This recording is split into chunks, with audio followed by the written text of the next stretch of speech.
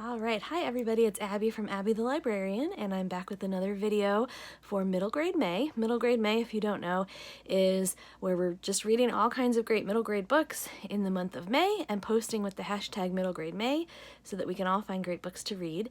And it's week 4 of Middle Grade May, and our theme for this week is 2018 debuts that we all wish our libraries would purchase, and I can tell you that my library has purchased all of these. So I have 4 great books to share with you today, books that I think are great choices for any library with, serving middle grade age kids. The first book that I want to share with you is called Front Desk by Kelly Yang. And this is a realistic story. It is based on some things that happened in the author's childhood.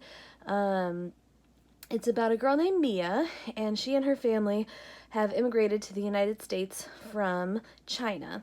And they've moved around a lot, trying to make ends meet. Her parents are, always trying to find the best jobs that are going to help them kind of get ahead, help them be able to save a little money, build a better future.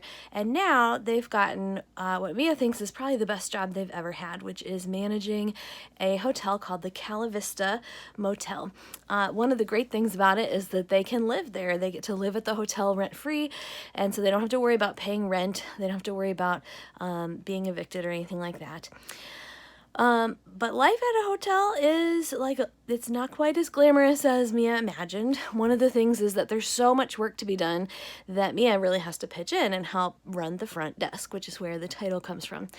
And she loves doing that. She loves feeling important and being in charge and serving the guests, but there's also a lot to it.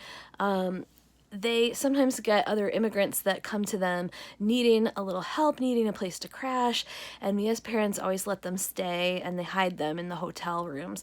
But if the hotel's owner ever found out, he would be really mad, he would kick them out, so they have to keep it top secret, and so Mia helps with that. She gets to know the weeklies, who are the guests who live at the motel, and they pay a weekly rate. And it's just a fun story about kind of a go-getter of a girl, but it's also got a lot to say about race and about the lives of immigrants in this country. So it says a lot of serious stuff, but on a really kid-friendly level. So I think it's a great book to have, and that is Front Desk by Kelly Yang, and that one actually comes out at the end of the month. I believe May 29th is when it is coming out. So the next book that I want to share with you today is P.S. I Miss You by Jen Petro-Roy. And I have to tell you that Jen and I have been friends, we've been internet friends on Twitter and blogs and things for quite a while now, and this is her debut novel. I love this book so much. Look at that gorgeous cover with the butterflies. So P.S. I Miss You is about a girl named Evie, and she is writing letters to her older sister. Evie and her older sister Scylla have grown up in a very devout Catholic household, and when Evie's sister Scylla gets pregnant, her parents send her away. So they send her away to have the baby, and she's gonna go to a special school.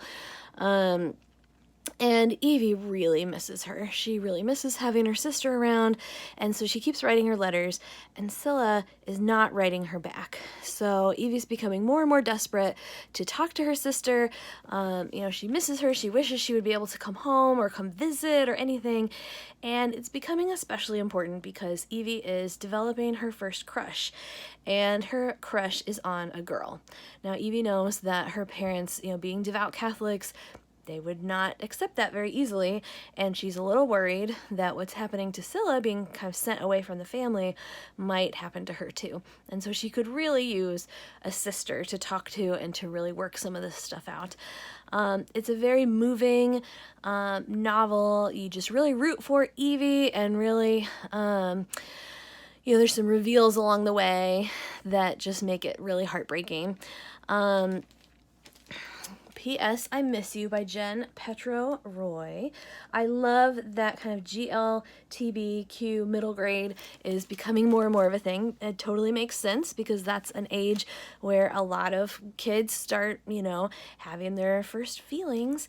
And there's another great book that is also a GLBT middle grade book that came out this spring, and it is called Ivy Aberdeen's Letter to the World. So in this book, Ivy is really dealing with a lot of changes to her family. Her mother had twin baby boys, and it's just changed the whole dynamic of their family. All of a sudden, Ivy's not the youngest anymore. She's this middle child. She feels like she's being forgotten. And then a tornado hits their town and destroys Ivy's house. So everybody's okay. Her family, nobody is hurt. But this tornado destroys their house. It destroys all their belongings. They really have to kind of start over from scratch. And as all of this is going on, Ivy's family, and she's feeling left out. She's feeling like they don't need her, and she's wondering kind of how they're going to move on from here. Ivy starts hanging out with this girl, June, who has always been at her school, but they've never really hung out. And June's really helping her mom with a lot of the relief efforts. Her mom is a doctor. And so June and Ivy kind of start hanging out a little more. And Ivy starts to develop feelings for June, and she's not really sure, what is going on. She's not really sure, does this make her gay? Or is there, what if she's not sure that she's gay? Is she still gay? And she doesn't feel like she has anybody that she can talk to about this. So she's holding it all inside. And this tornado has destroyed their town. This emotional tornado is destroying Ivy inside. It's another really powerful, moving book. And there's definitely room for multiple GLBT middle grade books on your library shelves. There's room for both of these books that came out this spring. Make sure that you pick them both up. It is so important for kids to have mirrors that may reflect what they're experiencing, even if what they are experiencing is not what the majority experiences. And so I think both of these could be very powerful books to have on your shelves for your young readers. One more book I want to talk to you about today, and I don't actually have it with me because it is checked out at my library, which is awesome because that means somebody has checked it out and is reading it and hopefully loving it.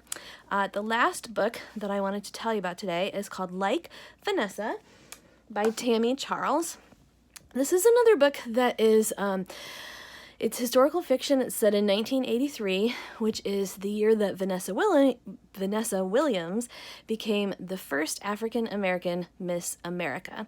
And Vanessa, in the book, the character Vanessa, has always watched the Miss America pageant, and she loves it. She's kind of in the back of her head always dreamed of being Miss America herself, even though she feels like that's unlikely. She's African-American, she's dark-skinned, she's overweight, she feels like she does not look like the other Miss America candidates. But suddenly Vanessa Williams has become Miss America, and it feels like a door has opened for Vanessa.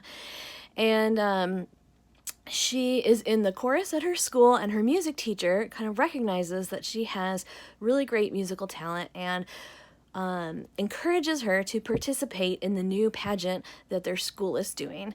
And Vanessa's a little she's not really sure she should do that.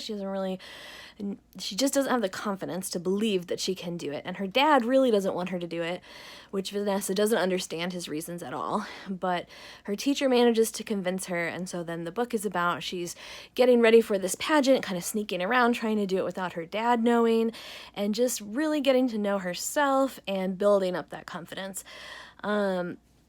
It's a great character-driven book, about a young lady kind of getting to know herself, and I just really enjoyed it, and that is Like Vanessa by Tami Charles. So all four of those books are debut authors. Their first books, came out this year, and they would make great additions to any library shelves. So I hope that if you are a librarian, you will consider purchasing those. If you are not a librarian, suggest them to your library, because librarians always should be listening to suggestions from their patrons. So if you don't see it on your library shelves, ask for it, and chances are they may get it for you.